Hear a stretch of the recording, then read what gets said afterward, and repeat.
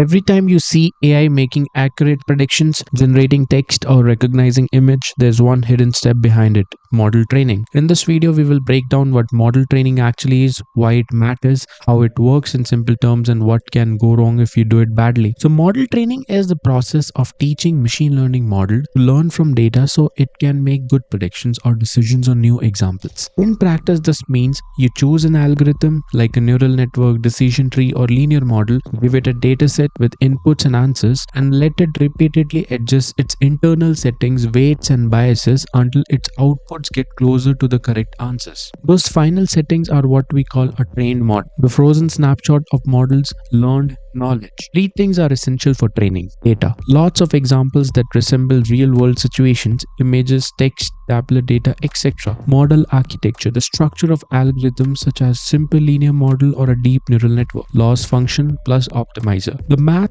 that measures error and updates the model like gradient descent. During training, the model makes predictions, compares them to the true labels, computes a loss, how wrong it is, and then tweak its parameters to produce that loss. This cycle repeats over many epochs, passes through the datasets until the model stabilizes. Imagine you're teaching a tiny AI to recognize cats in photos. You show it thousands of labeled images, some say cat, some say dog. Each time the model runs the image through its network and guesses cat or dog. The loss function says you were wrong by this much. The optimizer updates the model's weights a tiny bit so the next guess is slightly better. Over time, the model learns patterns, edges, shapes, colors, textures associated with cats versus dogs. These patterns are encoded inside the model's weights, not in your code. Eventually, you stop training when the model performs well on unseen data, not just on the training set. So it generalizes instead of memorizing. Bad training data means a bad model. Noisy, biased, or too small data will create a model that seems smart but fails in real life. Overfitting is another big problem.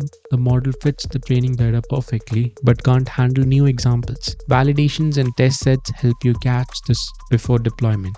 Good practices: clean representative data, proper train, validation test, split, careful choice of architecture, and hyperparameters. Monitoring metrics like accuracy, loss, and F1 score. When done right, model training turns math into something that feels almost like intelligence. So model training is where the learning happens. Data plus algorithm plus feedback loop is equals to a trained model you can deploy in apps, chatbots, and prediction systems. Thank you so much for watching. This was the class 5th of AI Engineer course. Please subscribe to this channel if you want to become an AI engineer. Follow this playlist. I'll meet you in another video. Till then, keep learning.